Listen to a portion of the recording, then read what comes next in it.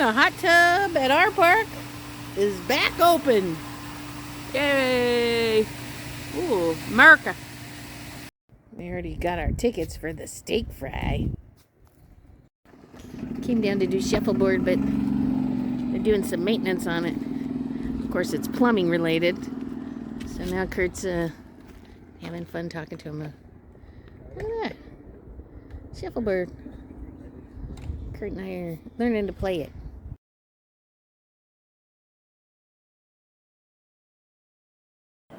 Alright, we're at Country Roads Bingo. This is my favorite bingo place. But it always happens on Tuesday, which happens to be my Bible Study Fellowship Leaders Meeting, so I usually don't get to make it. But tonight we have Leaders Meeting day off. And I'm here, handsome bingo partner man. Anyway, look. They have a nice setup. It's one of the largest bingo halls in Yuma. They have a little cafe back there. You can get snacks. That's nice. No wins for Kurt or I.